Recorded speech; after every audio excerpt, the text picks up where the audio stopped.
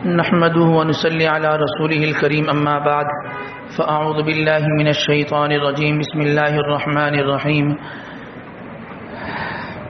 ونادى أصحاب الأعراف رجالا يعرفونهم بسيماهم قالوا ما أغنى عنكم جمعكم وما كنتم تستكبرون أهؤلاء الذين أقسمتم لا ينالهم الله برحمة ادخل الجنة لا خوف عليكم ولا أنتم تحزنون صدق الله العظيم وصدق رسوله النبي الكريم ونحن على ذلك لمن الشاهدين والشاكرين والحمد لله رب العالمين. انتہائی واجب الاحترام معزز سامعین گرامی، عزیز برادران اسلام، ہم نے 8ویں پارے کا آخری پاؤ 9واں پارہ مکمل اور 10ویں پارے کے ابتدائی نصف کی تلاوت کی ہے. جہاں سے ہماری تلاوت کا آغاز ہوا، اس کے اگلے رکوع میں اللہ تبارک و تعالی نے 5 ان اقوام کا تذکرہ فرمایا جو پانچوں کے پانچوں ہلاک ہو گئے اور تباہ ہو گئے. ہم بھی تو ایک قوم ہے نا، 5 امتوں کا تذکرہ ہوا، وہ پانچوں کے پانچوں تباہ ہو گئے. ہم بھی تو ایک امت ہے نا. اگر ان 5 قوموں کی مشترکہ برائی دیکھیں نا تو ان سب میں ایک برائی مشترک یہ تھی کہ وہ اپنی نبی کی بات نہیں مانتے تھے. کس کی بات نہیں مانتے تھے؟ اپنی نبی کی بات نہیں مانتے تھے. ہم بھی ایک امت ہیں، ہمارے پاس بھی اللہ پاک نے ایک نبی مبعوث فرمائے، ہم اپنی نبی کی بات مانتے ہیں. کون سا ایسا طریقہ ہے جو مکمل طور پہ ہماری زندگی میں آپ صلی اللہ علیہ وسلم کا رائج ہے؟ بڑے ڈرنے کی بات ہے یہ. اللہ نے ان کو ہلاک اور برباد کر دیا اور تباہ کر دیا. آج اللہ نے اگر مجھے اور آپ کو باقی رکھا، اس قوم کو، اس امت کو جو باقی رکھا، رسول اللہ صلی اللہ علیہ وسلم کیا یہ احسان ہے آپ کے طفیل ہمیں یہ باقی رکھا، اس امت کو آپ کی طفیل باقی رکھا، کیونکہ اللہ تبارک و تعالیٰ سے آپ صلی اللہ علیہ وسلم نے ایک دعا یہ فرمائی تھی، یا اللہ آپ میری قوم کو ایک دم میں تمام کی تمام ساری کی ساری قوم کو ہلاک نہیں فرمائیے گا. جیسے پچھلی قوم تھی نا، ایک عذاب آیا اور سب چلے گئے، یعنی اس امت کا نام و نشان مٹ گیا. بس اس امت کے ساتھ اتنا آپ رحم والا معاملہ فرما دیجیے گا. ہاں کسی علاقے میں، کسی شہر میں، کسی گھر میں کوئی معاملات ہوں تو چلو وہاں پر معاملات آدمی جو ہے نا اللہ پاک کی طرف سے وہاں پکڑ آ جائے. من حیث الامہ کہ پوری کی پوری امت محمد یہ ختم ہو جائے، بس اللہ ایسا معاملہ نہ کیجیے گا. ورنہ ہمارے جو کام ہے نا، وہ جو پچھلی امت ہے نا، ان پچھلی امتوں سے کئی گنا آگے زیادہ ہمارے کام ہیں. اس زمانے میں موبائل فون نہیں تھے، ہمارے زمانے میں موبائل فون موجود ہے. اس زمانے میں ترکی کے ڈرامے نہیں آتے تھے، ہمارے زمانے میں ترکی کے ڈرامے آتے ہیں. اور لوگ یہ کہتے ہیں کہ امام صاحب ان کو دیکھ کر جہاد کا جذبہ پیدا ہوتا ہے. ترکی ڈراموں میں پوری سیریز آئی ہے امام صاحب، اس کو دیکھ کر جو ہے وہ جہاد کا جذبہ پیدا ہوتا ہے. ہم نے پوچھا کہ اس میں عورتیں ہیں کہ جی ہاں عورتیں ہیں. ہم نے کہا کہ عورتوں کو بھی دیکھ کے جہاد کا جذبہ پیدا ہوتا ہے، عورتیں بھی جہاد کے میدان میں اتر کے لڑتی ہیں. اب کوئی جواب نہیں تھا. تو ہم تو ان سے 4 ہاتھ آگے ہیں. اس قوم میں، ان اقوام میں ایک قوم تھی، قوم شعیب. کیا تھی؟ قوم شعیب. اس کا کیا گناہ تھا؟ ایک تو اپنی نبی کی بات نہیں مانتے تھے. کیا بات نہیں مانتے تھے؟ ان کے نبی ان کو یہ بات کہا کرتے تھے، وقال الملأ الذين كفروا من قومي لئن اتبعتم شعيبا انكم اذا لخاسرون. ان کی قوم کو ان کے نبی یہ کہتے تھے، دیکھو تم یہ جو ناپ تول میں کمی کرتے ہو نا، یہ نہ کیا کرو. ناپ تول میں کمی کرتے ہو، یہ ہماری یہ ہوتی ہے ناپ تول میں کمی. یہ بڑے بڑے جو مارٹ کھلے ہوئے نا، ہم ذرا تھوڑا کبھی اس نیت سے ذرا سروے کر لیں. وہاں لکھا ہو نا کہ 5 کلو چینی، 2 کلو دال، اس کو اٹھائیں، اس کو ذرا وزن کر لیں. اس کو کیا ذرا وزن کرو. اس کو وزن کا پیمانہ وہاں نہیں رکھتے. وہ کہتے ہیں کہ ہم نے یہ اندر سے وزن کر کے لائیں. یہ اندر کام ہو گیا ہے، اندر کام ہو گیا. اب کبھی اس کو ناپیں، پتہ چل جائے گا. یہ جو تجارت تباہ ہو جاتی ہے ایک دم میں نا، تو یہ ایسے ہی نہیں ہو جاتی. اللہ کے نبی کی نافرمانی ہوتی ہے تو یہ جا کے تباہ ہوتی ہے، تب جا کے یہ تباہ ہوتی ہے. تو تباہ ہو گئی. صرف یہی ناپ تول میں کمی نہیں ہے. بعض اوقات یہ بھی ہوتا ہے، ہم کسی ادارے کے اندر کام کرتے ہیں، صبح 9 بجے سے لے کر شام کو 5 بجے تک ہمارا وہاں ٹائم ہے، اور اس ٹائم میں ہمیں نماز کی اور کھانے کی 1 گھنٹے کی چھٹی مل جاتی ہے. بقیہ جو بھی ٹائم ہے ہم نے کس کا کام کرنا ہے؟ ادارے کا کام کرنا ہے. اس آفس کا، اس ادارے کا کام، اس کمپنی کا کام کرنا ہے. ہم کتنی دیر اس کا کام کرتے ہیں اور کتنا وقت اپنا کام کرتے ہیں. ہر 2 منٹ کے بعد لیپ ٹاپ میں ہم اپنی میل چیک کرتے ہیں, ہم اپنی فیس بک آئی ڈی کھول لیتے ہیں, ہم اپنے واٹس ایپ کا وہ اس میں چیٹ وہ کھول لیتے ہیں, ہم انسٹاگرام کھول لیتے ہیں. ہم کچھ نہیں بچا چلو جی بھائی یوٹیوب دیکھ لو, بھائی کچھ نہیں بچا تو ہم نے اپنی جو ہے نا وہ ادھر ادھر اپلائی کرنا شروع ہو گئے, وہیں بیٹھ کے چلو جی اس کمپنی میں بیٹھے ہیں لیکن دوسری کمپنی کے ایڈ دیکھ کے وہاں اپلائی ہو رہا ہے. یہ جو گھنٹہ 2-2.5 گھنٹہ یہ انسان اپنے کام کر رہا ہے, اس کی تنخواہ تو لے رہا ہے نا, تو اس کی تنخواہ اس کی بنتی ہی نہیں بنتی ہے. پورے مہینے کے مثال کے طور پہ ایک مثال لے لیں کہ بھی 200 منٹ آپ نے ادارے کو دینے ہیں, وہ 200 منٹ میں سے 150 منٹ وہ ادارے کو دیتا ہے, 50 منٹ وہ اپنے آپ کو دیتا ہے. بتائیں کہاں کھڑا, اس 50 منٹ کی تنخواہ اس کے لیے جائز ہے لینا؟ اس کی مثال ایسا ہے. پھر حلال اور حرام مل جاتا ہے, حلال اور حرام مل جاتا ہے. ایک بالٹی ہو نا, اس بالٹی کے اندر 4-5 لیٹر پانی ہو, ہم زیادہ نہیں آدھا لیٹر اس کے اندر نجس گندا پانی ملا دیں, تو کیا خیال ہے آپ میں سے کون اس سے غسل کرے گا؟ ہم کہیں گے بھائی 5 لیٹر پاک ہے, آدھا لیٹر تو ہم نے گندا ملایا ہے, کیا ہو گیا؟ کہ نہیں یہ تو پورا ناپاک ہو گیا. جب وہ پورا ناپاک ہو گیا نا تو ہماری جو آمدنی ہے وہ بھی ناپاک ہو گئی, وہ بھی ناپاک ہو گئی. تو لہذا اپنے جو معاہدے ہیں اس میں جو انسان ناپ تول کے معاملات ہیں نا, اس کو انسان پورے طریقے سے جو ہے وہ صحیح طور پر ادا کیا کرے. اس کی بہت ساری صورتحال ہیں. کیوں اداروں میں یہ ضرورت پیش آتی ہے کہ بایو میٹرک لگایا جائے؟ لوگوں نے اس کے بھی توڑ نکالے ہوئے ہیں. عجیب جو ہے نا وہ راستے ہوتے ہیں, اور آدمی جو ہے نا وہ نوکری کر رہا ہوتا ہے, اس میں نوکری کر رہا ہوتا ہے اور تنخواہ لے رہا ہوتا ہے. پھر وہی شکوہ ہوتا ہے ہر سال میرا انکریمنٹ ہوتا ہے, بعضوں کا سال میں 2 مرتبہ انکریمنٹ لگتا ہے, لیکن وہیں کھڑے ہیں, تنخواہ میں پھر برکت نہیں ہوتی. کیوں؟ وہ اس ادارے کے ساتھ وہ جو ٹائم معاہدہ ہوا تھا اس ٹائم اور معاہدے میں کیا ہوتا ہے وہ کوتاہی کرتا ہے, اس لیے جو ہے نا وہ معاملات پورے نہیں ہوتے ہیں اور تنخواہ میں برکت اللہ پاک نہیں ڈالتے ہیں اور برکت کو اٹھا لیتے ہیں. اس کے بعد 90 پارے کے اندر اللہ تبارک و تعالی نے موسیٰ علیہ السلام کا اور فرعون کا تذکرہ کیا ہے. اللہ تبارک و تعالی نے موسیٰ علیہ السلام کو بھیجا کس کے پاس؟ فرعون کے پاس. دین کا کام کرنے والا اس انتظار میں رہے کہ لوگ میرے پاس آئیں تو میں دین کی بات کروں, خود جانا ہے. دین کی بات کرنے کے لیے خود جانا ہوگا. تو موسیٰ علیہ السلام گئے, اس کو یہ کہا کہ میں اللہ کا نبی ہوں اور اللہ تبارک و تعالی نے مجھے نبی بنا کے بھیجا ہے, میری اتباع کر لو. تو فرعون یہ کہنے لگا قال ان كنت جئت بآية فأت بها ان كنت من الصادقين, میں ایسے نہیں مانتا, مجھے کیا دو, دلیل دو. جو بہت زیادہ سمجھدار ہوتا ہے نا وہ اس طریقے کی باتیں کرتا ہے اور اس کا انجام بھی وہ ہوتا ہے کہ الامان الحفیظ. تو قال ان كنت جئت بآية فأت بها ان كنت من الصادقين, فرعون نے کہا کہ مجھے کیا دو, مجھے کوئی دلیل دو کہ تم واقعی اللہ کے نبی ہو. فألقى موسى عصاه فإذا هي ثعبان مبين, موسیٰ علیہ السلام نے اپنی لاٹھی اپنا عصا مارا, وہ کیا بن گیا؟ وہ اژدھا بن گیا. ونزع يده فإذا هي بيضاء للناظرين, آپ نے اپنے ہاتھ مبارک کو اپنے جو ہے وہ بغل کے نیچے رکھا اور نکالا تو وہ روشن ہونے لگا. یہ آپ کا معجزہ تھا, یہ آپ کا معجزہ تھا. اب فرعون کو کیا چاہیے تھا؟ بات مان لیتا نا. فرعون کے یہ جو بعض لوگ خود سلینڈر ہونا چاہتے ہیں لیکن ساتھ والے ہوتے ہیں نا وہ چڑھا کے رکھتے ہیں. قال الملأ من قوم فرعون ان هذا لساحر علیم, جو فرعون کے جو کارندے تھے نا, جو اس کے درباری تھے, وہ کہنے لگے نہیں یہ تو جادو ہے, یہ کیا ہے؟ تو بہت بڑا جادو ہے یہ, آپ نہیں جانتے اس کو. اچھا بھی یرید ان یخرجکم من ارضکم فماذا تأمرون, اس آدمی کا یعنی اس نبی جو اپنے آپ کو نبی بتلاتا ہے اس کا مقصد یہ کہ آپ یہاں سے نکل جائیں تاکہ یہ اپنی حکومت کر لے. کیا کر لے؟ اپنی حکومت کر دے. اچھا بھی فرعون نے کہا اچھا یہ جادو ہے تو جادو کو کس سے توڑیں گے؟ جادو سے توڑیں گے. یأتوک بکل ساحر علیم, لیاؤ بھائی تمام کے تمام جادوگروں کو لیاؤ. تمام کے تمام جادوگر آ گئے. ان سے یہ کہا کہ بھائی یہ بندہ ہے, اس کے پاس جادو ہے, تم اس کے جادو کو کیا کر دو؟ ختم کر دو. اس کے جادو کو کیا کر دو؟ ختم کر دو. اور تم واضح کر دو کہ یہ نبی نہیں ہے, معجزہ نہیں ہے, یہ جادوگر ہے. نعوذ باللہ من ذالک.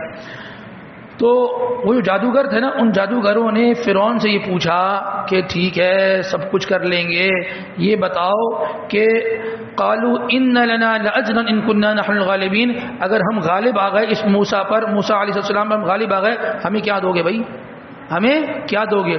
تو فرعون نے کہا اچھا نعم وانکم لمن المقربین, تم میرے مقرب لوگوں میں ہو جاؤ گے, تم میں اپنی سینٹ کا حصہ بنا لوں گا, تم میرے ساتھ آ جاؤ گے, میرے خاص بندوں میں ہو جاؤ گے. اچھا جی. قالوا یا موسیٰ اما ان تلقی و اما ان نکون نحن الملقین, تو انہوں نے موسیٰ علیہ السلام سے پوچھا ہاں بھائی پہلے آپ عصا پھینک رہے ہیں یا ہم پھینکیں؟ تو موسیٰ علیہ السلام نے فرمایا قال القوا، تم پھینک لو. جب انہوں نے اپنی رسیوں کو پھینکا تو وہ سانپ بن کے چلنے لگے. اچھا جی، پھر جب موسیٰ علیہ السلام کی باری آئی، وَأَوْحَيْنَا، اللہ فرماتے ہیں ہم نے وحی کی. موسیٰ نبی اپنی مرضی سے کوئی کام نہیں کرتا اور ہم اپنی مرضی سے سارے کام کرتے ہیں. وَأَوْحَيْنَا، اللہ نے وحی بھیجی اِلَى موسیٰ علیہ السلام کی طرف، ان القی عصاک، کس کو اپنے عصا کو پھینک دیں. ٹھیک ہے، فَإِذَا هِيَ تَلْقَفُ مَا يَفِكُونَ، وہ تو اژدھا تھا، وہ تو چھوٹے چھوٹے سانپ تھے اور یہ اژدھا بن گیا.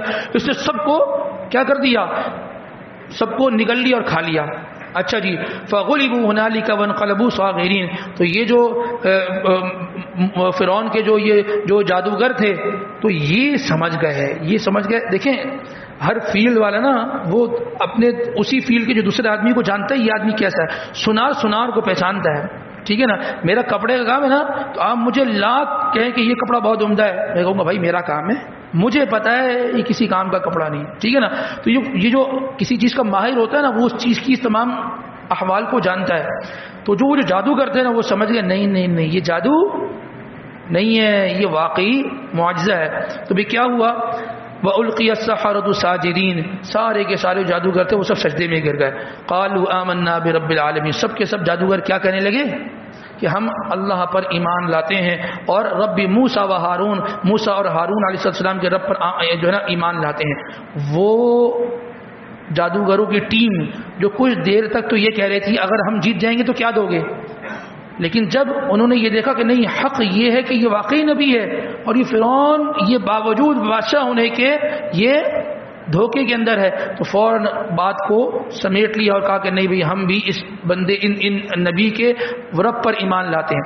فرعون تو فرعون تھا، فرعون نے کہا قال فرعون آمنتم به قبل ان آذن لكم، میری اجازت کے بغیر ایمان لاتے ہو، میری اجازت. تو کہنے لگا ان هذا لمکر مکرتموه في المدینہ لتخرجوا منها اهلها، میں تمہیں اپنے شہر سے نکال دوں گا. اور پھر کہنے لگا لاقطعن ایدیکم وارجلکم من خلاف ثم لاصلبنکم اجمعین، کہنے لگا کہ میں تمہیں سولی پر لٹکاؤں گا اور کیا کروں گا، تمہارے من خلاف ہاتھ کاٹوں گا. من خلاف کا مطلب کیا ہوتا ہے، یہاں کا ہاتھ کاٹوں گا اور یہاں کی ٹانگ چھوڑ دوں گا، دوسری جانب کی ٹانگ کاٹوں گا. سمجھے میری بات کو، یہ دایاں ہاتھ کاٹوں گا اور دایاں پاؤں نہیں کاٹوں گا بلکہ بایاں پاؤں کاٹوں گا، اس طرح میں کاٹوں گا تمہیں، اس طرح کاٹ کے رکھ دوں گا. تو انہوں نے کیا کہا، انہوں نے کہا دیکھو بھائی انا الی ربنا منقلبون، تو کچھ بھی کر لے، مریں گے نا، مر کے جانا کہاں جانا ہے، اللہ کے پاس جانا ہے. یہ ہوتا ہے کہ انسان ایک طرف مال ہو، ایک طرف دولت ہو، ایک طرف عہدہ ہو اور دوسری طرف ایمان ہو. ان جادوگروں نے پیسے کو اور دولت کو ایک طرف کیا اور ایمان کو ترجیح دی.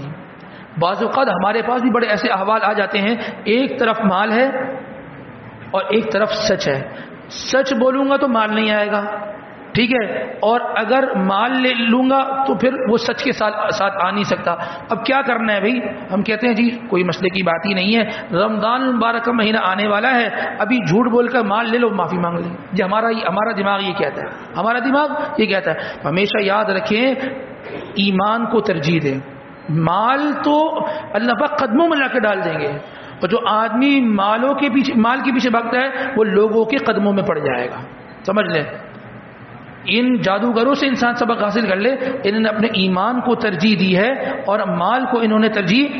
فرعون کے پاس اتنا مال تھا کہ ہم سوچ نہیں سکتے، فرعون ان کو مال کے اندر نہلا دیتا، لیکن نہیں، ایمان. جب حق سمجھ میں آ جائے نا، ایک آدمی جس کو پتہ ہی نہیں تھا نا حق کا، جب حق آ گیا تو پھر تو اب تو مان لو نا بات کو، اب تم سمجھ میں آ گئی تو پھر اب تو مان لو نا، حق تو مان لو. تو لہذا انسان کو ایمان کو ترجیح دینی چاہیے. مال تو آنے جانے کی چیز ہے، آج ہمارے پاس ہے، کل آپ کے پاس ہے، پرسوں کسی تیسرے کے پاس ہے. اس کے بعد اللہ تبارک و تعالیٰ فرماتے ہیں وَوَعَدْنَا مُوسَىٰ 30 لَيْلَةً وَأَتْمَمْنَاهَا بِعَشْرٍ فَتَمَّ مِيقَاتُ رَبِّهِ 40 لَيْلَةً. موسیٰ علیہ السلام کی قوم نے اپنے نبی سے یہ کہا کہ بھئی آپ اللہ کے پاس جائیں اور جو ہے نا آپ ہمیں جو ہے نا وہ کوئی ہمیں کتاب ملے جو ہماری دینی کتاب ہو، جیسے ہمارے لیے قرآن پاک یا دیگر انبیاء پر اور کتابیں نازل ہوئیں، تو آپ جائیں اور جو ہے نا وہ کوئی کتاب لے کر آئیں. تو موسیٰ علیہ السلام اللہ پاک کے پاس چلے گئے، کوہ طور پہ گئے. کتنے دن کے لیے گئے تھے؟ 30 دن کے لیے گئے تھے. اللہ پاک نے فرمایا 10 دن اور کر لو، ٹوٹل کتنا؟ 40 دن جو ہے وہ لگا کر وہاں سے آئے. اچھا جب وہاں پر گئے نا، اللہ پاک کو دیکھا تو نہیں تھا، کلام اللہ تھا، کلیم اللہ تھے، کلام ہوتا تھا لیکن دیکھا نہیں تھا. جب آدمی جو ہے نا بات چیت کرتا ہے نا کسی سے تو پھر ملاقات کا شوق ہو جاتا ہے. بعض نوجوان راتوں کو موبائل فون میں لگے رہتے ہیں، کہتے ہیں کہ ابھی تو ہماری بات چیت ہے، ہمارا کوئی اور ارادہ نہیں، ہماری ملاقات ہی نہیں ہے. جب آدمی بات چیت کرتا ہے نا پھر ملاقات کا بھی شوق پیدا ہو جاتا ہے. پھر کس کا؟ ملاقات کا. پھر وہ معاملات بہت آگے چلے جاتے ہیں. تو لہذا جو پہلی سیڑھی ہے نا، اس پہلی سیڑھی میں انسان اپنے آپ کو کیا کر لے، انسان اپنے آپ کو روک لے، ورنہ معاملات اتنے آگے چلے جاتے ہیں کہ سوائے رسوائی بدنامی کے اور معاشرے میں اور کچھ کوئی نہیں ملتا. تو بہرحال، اور آپ صلی اللہ علیہ وسلم نے ارشاد فرمایا النساء حبائل الشیطان، یہ جو عورتیں ہیں نا، عورتیں یہ شیطان کے جالوں میں سے ایک جال ہے. اور بہت کم ایسا ہوتا ہے کہ انسان کے اوپر شیطان یہ جال ڈالے اور انسان بچ جائے. انسان اس میں آ جاتا ہے. بڑے بڑے دیندار لوگ اس چکر میں پھنس جاتے ہیں. کوئی ادارہ ایسا نہیں ہے جس ادارے میں کوئی خاتون کام نہ کرتی ہوں.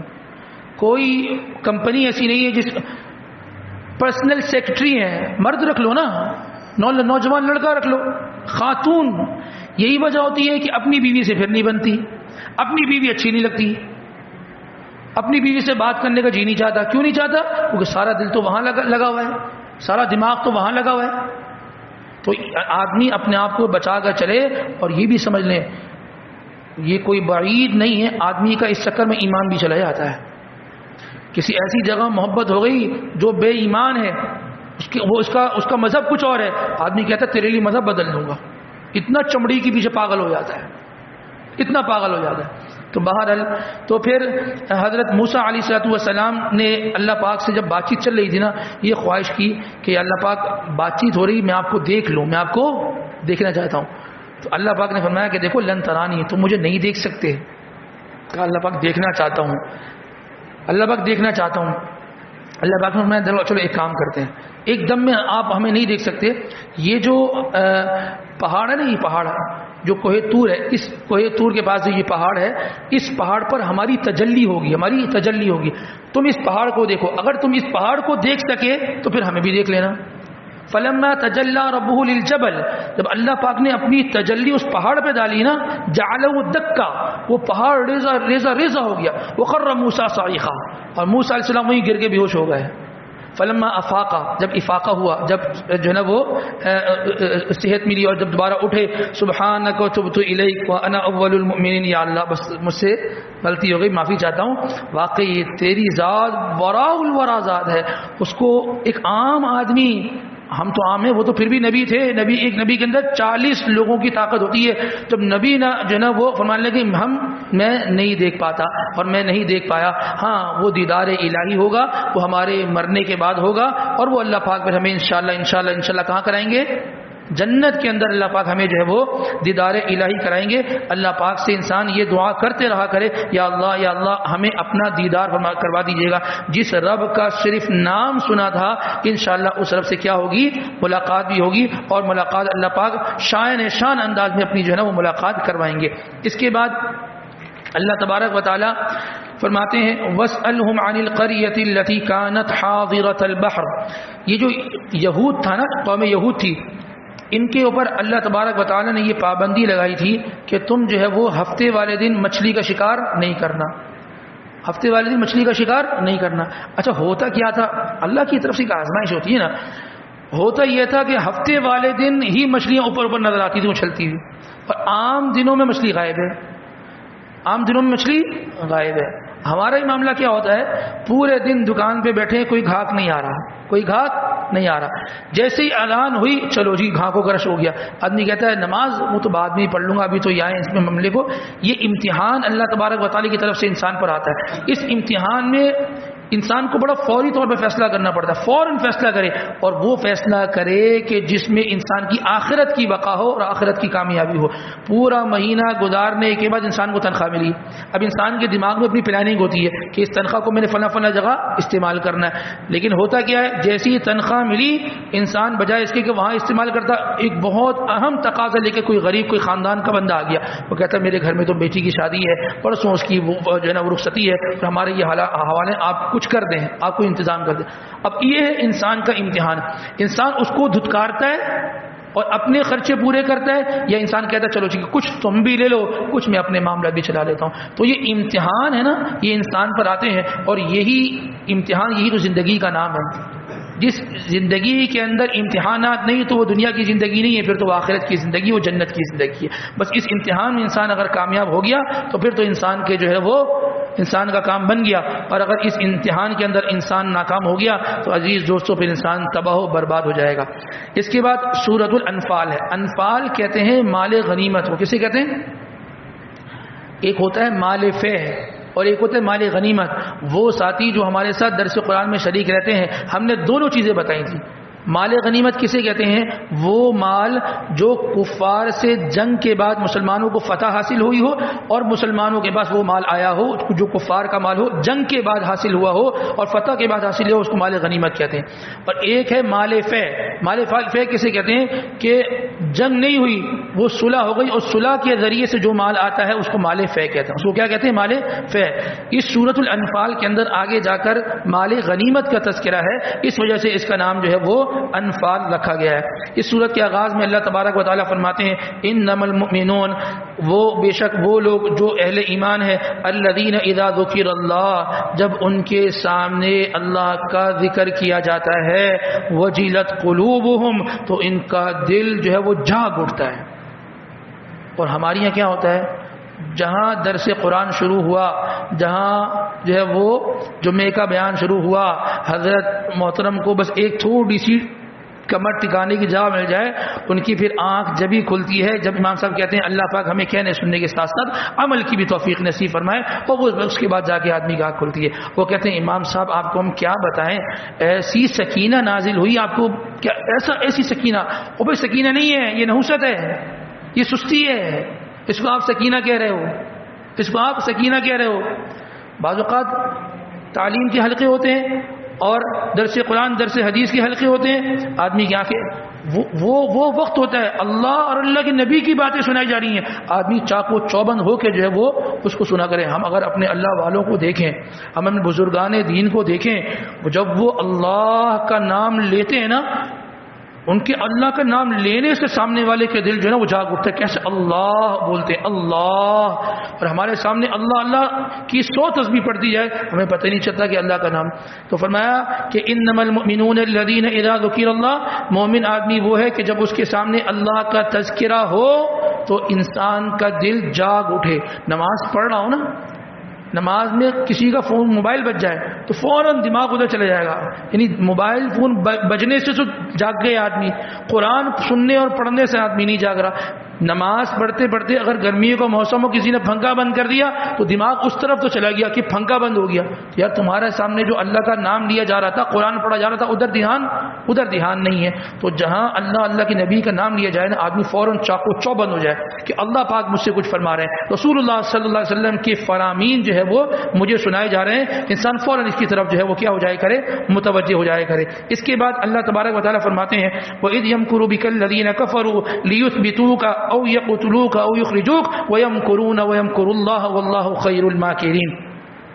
یہ جو آیات ہے یہ اصل در حقیقت کفار کی ایک سازش کا تذکرہ ہے، ان کی ایک مکر و فریب کا تذکرہ ہے. ہوا یہ تھا کہ جب مشرکین مکہ نے یہ دیکھا کہ آپ صلی اللہ علیہ وسلم جو دین کی دعوت دے رہے ہیں، وہ آپ صلی اللہ علیہ وسلم کیا دیتے تھے؟ دین کی دعوت. لوگوں کو جا کر کیا کرتے تھے؟ دین کی دعوت دیتے تھے. ہمارا بھی یہی کام ہے بھائی، ہمیں بھی یہ کام کرنا، دین کی دعوت لوگوں کو دیں. جب آپ صلی اللہ علیہ وسلم کی دعوت اور دین پھیلنے لگا نا تو ان کے پیٹ میں مڑوڑ اٹھنا شروع ہوا. تو مشرکین مکہ پریشان ہوگا کہ یہ کیا ہونے لگا، یہ کیا ہونے لگا. تو انہوں نے دار الندوہ ایک جگہ تھی، وہاں ایک مکان تھا، وہاں جمع ہو گئے. یعنی کچھ نہ کچھ تو کرنا پڑے گا، ان کی دین کی دعوت کو روکنا ہوگا. ہماری بھی بعض لوگ مجلس اس لیے لگاتے ہیں کہ کسی طریقے سے وہ جو فلاں دین کا کام ہو رہا ہے کس طریقے سے وہ رک جائے.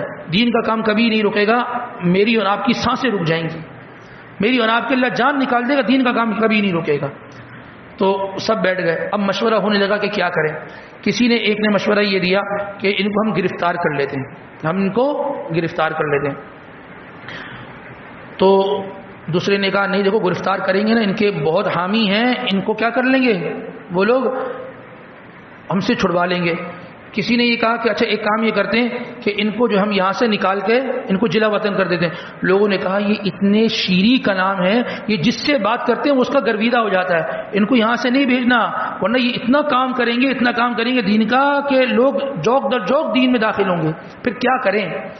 تو ابو جہل اس میں بیٹھا تھا, اس نے کہا ایک کام کرتے ہیں, ہم اتنے قبیلے والے بیٹھے ہیں, ہر قبیلے سے ایک ایک بندہ اٹھے اور ہم سب مل کر ان کو کیا کر دیں گے, نعوذ باللہ من ذالک, ان کو قتل کر دیں گے. کیا کر دیں گے؟ قتل کر دیں گے. اور پھر قتل کے بدلے میں قصاص ہوتا ہے, ایک آدمی کو قتل کیا تو ایک کو قتل کیا جائے گا, لیکن یہاں تو اتنے سارے ہیں, دیت دینی پڑے گی, سب تھوڑے تھوڑے پیسے ملا کے دیت دے دیں گے, معاملہ حل ہو جائے گا. جب یہ مشورہ ہو رہا تھا نا تو روایت کے اندر یہ آتا ہے کہ گیٹ پر ایک جو ہے نا وہ نجدی کھڑا تھا, نجدی بوڑھا آدمی جو نجد سے تعلق رکھتا وہ کھڑا تھا. وہ اس نے جب مشورہ سن رہا تھا, اس نے جب یہ مشورہ سنا قتل والا, تو اس نے کہا کہ جی وہ یہ جو تم نے مشورہ دیا نا ابو جہل نے, یہی بہترین رائے ہے, ان کو قتل کر دو. روایت کے اندر آتا ہے وہ جو نجدی کھڑا تھا نا وہ شیطان تھا اور نجدی بوڑھے کی شکل میں آیا ہوا تھا. تو نے کہا اچھا آپ بھی تشریف لا رہے ہیں, آج آئے بھی, آپ بھی بیٹھے گی. شیطان بھی اس مشورے میں شریک تھا. ایک تو وہ ہوتا ہے جو بندے سازش کر رہے ہوتے ہیں, اور ایک وہ ہوتا ہے جو اللہ کا نظام چل رہا ہوتا ہے. ان سب نے ارادہ کیا کہ چلو جی رات کا وقت ہے, آپ صلی اللہ علیہ وسلم کے پاس جاتے ہیں اور وہاں جا کر آپ کو کیا کریں گے, آپ یہاں سے باہر نکلیں گے تو ہم آپ کو نعوذ باللہ من ذالک ختم کر دیں گے. تو یہ سارا کا سارا وقت وہاں گیا اور اس نے جا کے وہاں پر پورے گھر کو کیا کر لیا, آپ کے گھر مبارک کو گھیر لیا. اب جب گھیرا تو اللہ تبارک و تعالی نے وہی نازل فرما دی, فرمایا کہ یہاں سے نکلو, ہجرت کرو. کیا کرو جی؟ ہجرت کرو. اب جب یہ گھر سے آپ صلی اللہ علیہ وسلم باہر نکلے تو یہ سب کھڑے ہوئے تھے. تو آپ صلی اللہ علیہ وسلم نے صرف ایک مٹھی مٹی اٹھائی اور ان کی طرف پھینک دی, اور یہ اپنی آنکھوں کو جھاڑتے رہے, اور اس نے میں آپ صلی اللہ علیہ وسلم جو ہے وہ نکل گئے. آپ جسے اللہ بچانا چاہتا ہے نا اس کو کوئی نقصان نہیں پہنچا سکتا. اور اس میں ایک بات اور بھی سمجھ میں آئی, ہمارے تبلیغی ساتھی کہتے ہیں نا کہ بھائی سب کچھ اللہ کرتے ہیں, کرنے والی ذات کون ہے؟ اللہ کی ذات ہے. یہ آنکھ اس میں دیکھنے کی صلاحیت نہیں ہے, وہ تو دیکھ رہے تھے نا, وہ تو دیکھ رہے تھے, جیسے ہی نکلیں گے ہم ان کو نعوذ باللہ من ذالک قتل کر دیں گے. یہ آنکھ میں دیکھنے کی صلاحیت نہیں ہے, اللہ دکھاتا ہے. اس آنکھ میں اللہ نے اثر ڈالا. اللہ اگر اس آنکھ سے دیکھنے کا اثر چھین لے تو آنکھ نہیں دیکھ سکتی. ہم نہیں دیکھتے, بعض لوگ اتنے خوبصورت ہوتے ہیں, اتنی خوبصورت آنکھیں ہوتی ہیں کہ بس, لیکن بینائی نہیں ہوتی. بعض لوگ زبان رکھتے ہیں جیسے میوان آپ رکھتے ہیں, لیکن اس میں گویائی کی صلاحیت ہی نہیں ہوتی. تو اس میں جو صلاحیت ڈالنے والی ذات ہے وہ اللہ کی ذات ہے, اللہ کرتے ہیں, اللہ ہی اس کے اندر صلاحیت ڈالتے ہیں. تو بہرحال آپ صلی اللہ علیہ وسلم وہاں سے رخصت ہو گئے. تھوڑی دیر گزری نا, اپنے بستر پہ کس کو سلا کے گئے تھے؟ حضرت علی کرم اللہ وجہہ کو. حضرت علی کرم اللہ وجہہ نے, سوتے میں آدمی کروٹ لیتا نا, کروٹ لی نا, اب جب کروٹ لی تو وہ جو مشرکین باہر کھڑے کے دیکھ رہے تھے, کہتے نا کہ آپ صلی اللہ علیہ وسلم نہیں ہیں, اللہ کے نبی ایسے کروٹ نہیں لیتے, اللہ کے نبی یہ اللہ کے نبی نہیں ہے.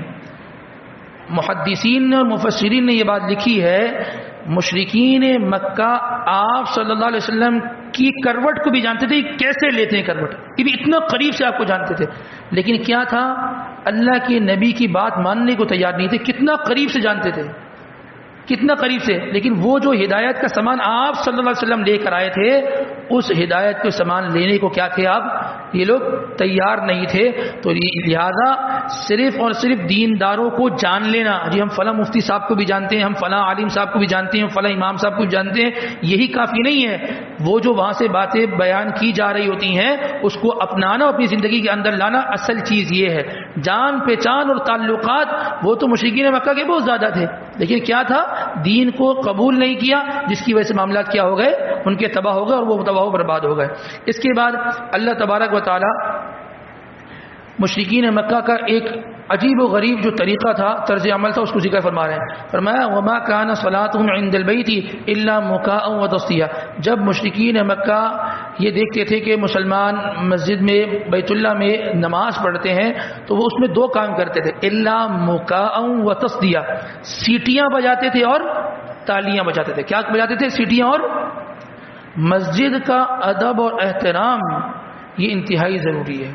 یہ انتہائی ضروری ہے، اور ہم اس چیز کو بڑا محسوس کرتے ہیں کہ ہماری مساجد کے اندر زور زور سے گفتگو کرنا اور باتیں کرنا اس کا بڑا رواج ہو گیا ہے، اس کا بڑا رواج ہو گیا ہے۔ یہ کس کا طریقہ ہے؟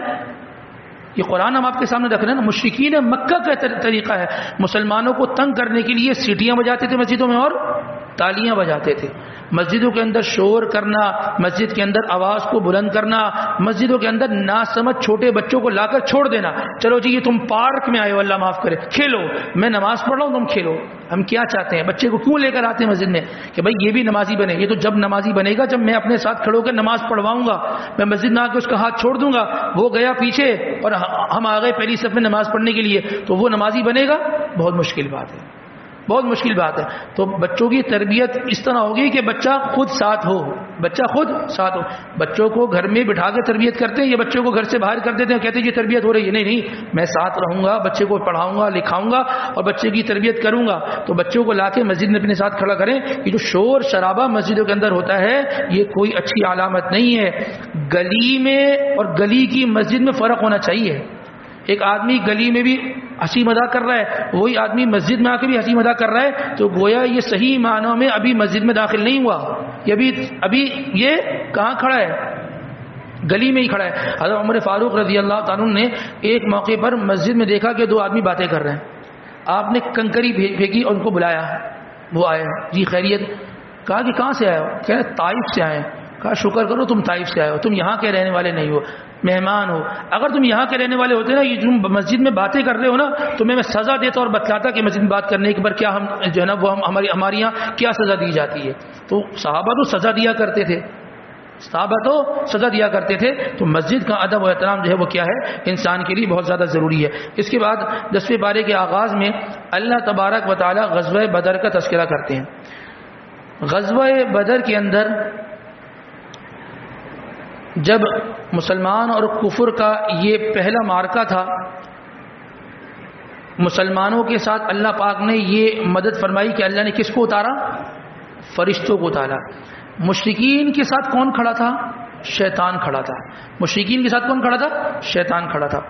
اللہ پاک فرماتے ہیں کہ جب مسلمان اور کفر، اسلام اور کفر کا معرکہ ہوا نا، تو دیکھیں وہ چیز جو میں اور آپ نہیں دیکھ سکتے، اللہ نے شیطان کو صلاحیت دی، شیطان دیکھ لیتا ہے۔ تو شیطان نے یہ دیکھا نا کہ او ہو یہ تو فرشتے آ رہے ہیں، یہ فرشتے آ رہے ہیں، تو شیطان انسانی شکل میں تھا، تو اس نے جو ہے وہ ابو جہل کا ہاتھ پکڑا ہوا تھا، وہ ہاتھ چھڑوا کر نا بھاگنے لگا۔ تو ابو جہل نے کہا کہاں جا رہے ہو بھائی؟ ابھی تو وقت ہے، ابھی تو وقت ہے، تم اب کہاں جا رہے ہو؟ تو وہ کہنے لگا انی ارا ما لا ترون، دیکھو جو میں دیکھ رہا ہوں وہ تم نہیں دیکھ سکتے، جو میں دیکھ رہا ہوں وہ تم نہیں دیکھ سکتے۔ اور اگلا جملہ شیطان نے کیا کہا؟ شیطان نے کیا کہا؟ انی اخاف اللہ، ڈرتا تو میں بھی اللہ سے ہوں، ڈرتا تو میں بھی اللہ سے ہوں، اگر میری پکڑ ہو گئی نا تو بس اللہ مجھے نہیں چھوڑے گا۔